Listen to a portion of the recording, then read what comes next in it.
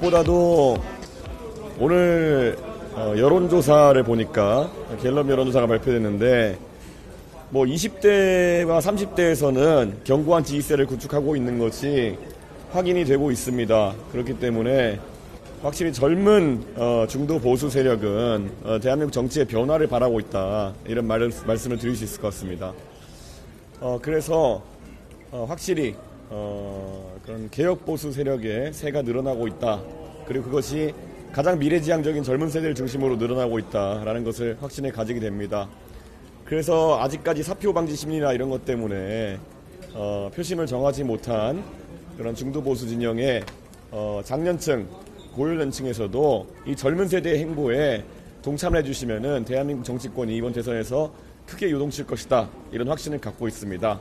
김용태 위원장이 후보님 다시 만나겠다고 다시 말했는데 만나실 생각은 여전히? 김용태 위원장이 저한테 원래 매주 한 번씩은 잡담하려고 연락하던 사이였기 때문에 별다를 게 없지만, 김용태 위원장이 자꾸 언론에다 저한테 연락했다 그러던데 제 핸드폰엔 연락 온 이력이 없습니다. 그래가지고 착각하고 있나, 그 사이에 제 전화번호를 까먹었나, 어떻게 된 사정인지 모르겠습니다. 예, 혹시 지지율이 지금 1당 1.1면 제재가 예전에 무차별되고 있거든요.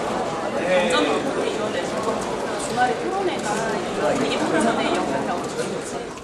저는 어느 시점에나 티핑 포인트가 있다고 생각합니다. 제가 동탄 선거에서도 마지막 여론조사 결과와 최종 득표율이 큰 차이가 났던 것처럼 지금 이제 김문수로 이재명 후보의 견제를 할 수 없다고 판단한 나이가 있는 전통적 보수층이 합리적인 판단을 할 때입니다.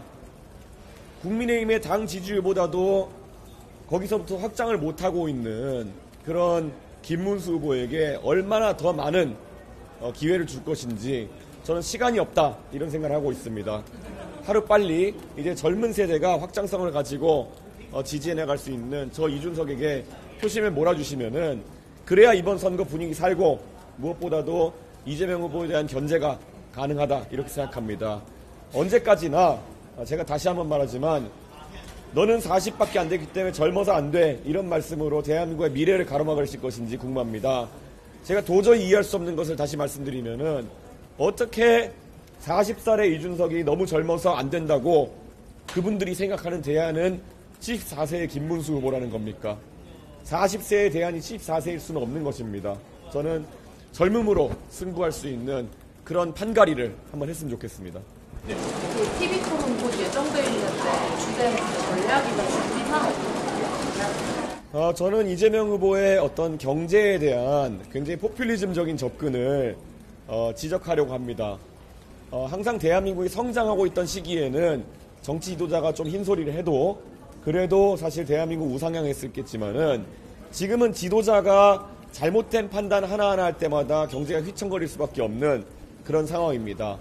특히 여기 가서는 이런 소리하고 저기 가서는 이런 소리하고, 이재명 후보가 여의도에 증권 투자하시는 분들에게는 상법 개정안을 통해 가지고 대주주나 경영진이 아니면은 다른 외부 세력이 불합리한 판단을 하도록 기업에게 뭔가 압박을 하는 것을 막겠다고 해놓고는, 정작 부산에 가가지고는 본인이 대통령이 되면은 사기업에 해당하는 HMM이라든지 어젠 보니까 SK해운 등의 회사까지 검토하고 있던데, 이런 회사들의 본사를 옮기겠다, 이런 말을 어떻게 하는 겁니까?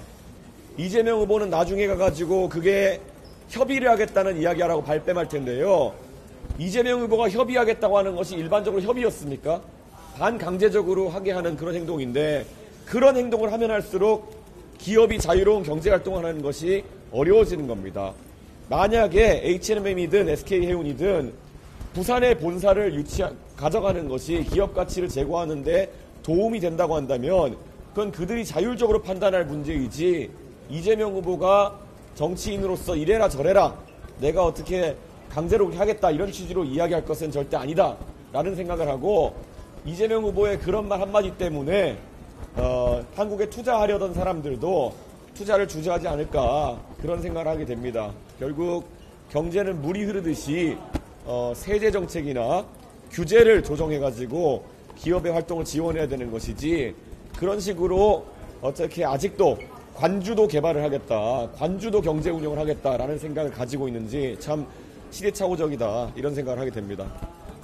네. 그래서 통일성 발표보면 청년적 고용을 4년 만에 시작했다는 이제 대통령 교섭실 청년 취업만 어렵게 하실 구체적 방안이 실제로 청년 취업률에 대해 가지고 그 부분만 건드리겠다고 하면은 보통 문재인 정부에서 했던 것처럼 뭐 공공의 일자리 늘리겠다는 취지로 정책을 펴게 됩니다. 그래서 공무원 수를 왕창 늘리겠다고 공약한다든지 이렇게 되는데 이게 사실 국가 전체로 봤을 때는 비효율을 야기하는 방식입니다. 그렇기 때문에 제가 꾸준히 이야기하는 것은 결국 청년이 어떤 기업 창업이라든지 새로운 도전을 할 때 규제 같은 것이 막아서지 않겠다 이런 얘기를 했고요. 또 지금은 청년들이 새 출발을 할 때, 첫 출발을 할 때 거기서 시드머니를 마련하는 것이 굉장히 어렵습니다.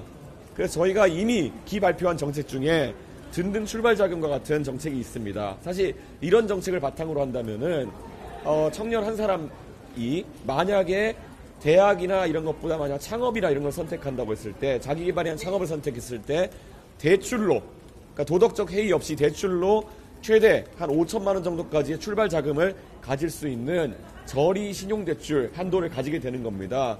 저는 이런 것들이 젊은 세대에게 본인이 어떤 새로운 것에 도전할 수 있는 좋은 기회를 마련해준다 이런 생각을 하고 있습니다. 그래서 저희는 젊은 세대에게 자유와 책임을 강조하는 그런 정책을 가져가려 하고 있습니다. 문재인 정부 시절부터 공무원 일자리 늘리겠다 했던 정책들 그것의 결과가 지금 나온 것처럼 젊은 세대가 결국 일자리가 오히려 줄어드는 결과를 낳게 되는 것이다. 그때 다 늘려놨으니까 더 늘릴 여력이 없는 거 아니겠습니까?